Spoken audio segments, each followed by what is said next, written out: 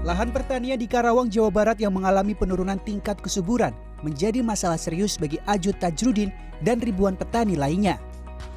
Penggunaan pupuk kimia dan pestisida berlebih menjadi penyebabnya. Bayang-bayang panen melimpah pun sirna karena serangan hama yang kian resisten terhadap pestisida.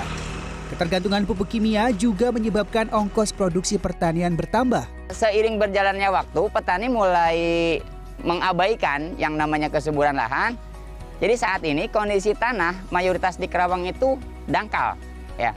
Artinya karena ada pengerasan dari struktur tanah itu, ya ini salah satu efek yang diberikan dari penggunaan pupuk kimia secara terus-menerus, ya. Tanpa adanya diimbangi dengan memberikan pupuk organik, ya. Bahan aktif yang terkandung dalam pupuk kimia tak bisa 100% terserap tanaman. Residu yang tertinggal jika terkena air akan mengikat tanah seperti lem, sehingga tanah akan menjadi keras dan sulit ditanami.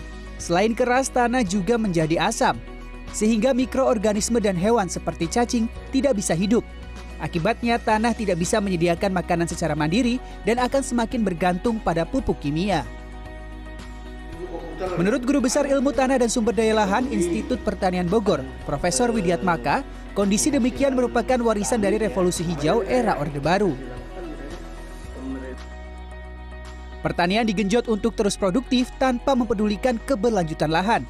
Pemerintah saat ini pun masih berfokus memberi subsidi pupuk tanpa tahu kebutuhan tanah yang berbeda-beda di setiap tempat.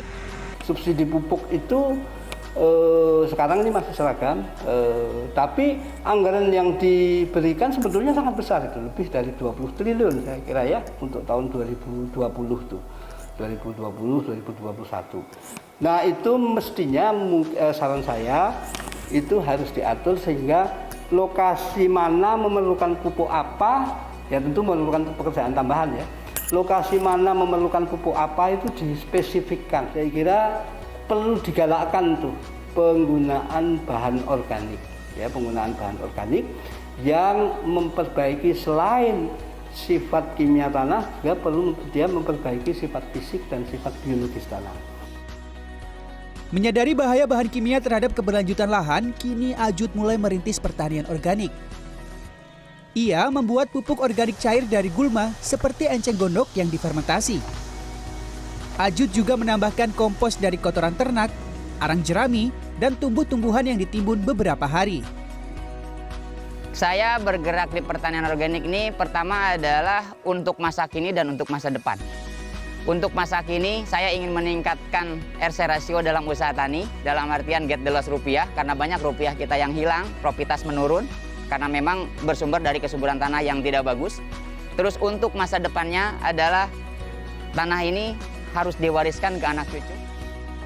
Selain menggalakkan pertanian organik, pertanian presisi berdasarkan data kebutuhan tanah yang berbeda-beda di setiap daerah juga mendesak dilakukan agar subsidi pupuk tak salah sasaran dan berakhir pada penurunan kesuburan lahan dan hasil panen.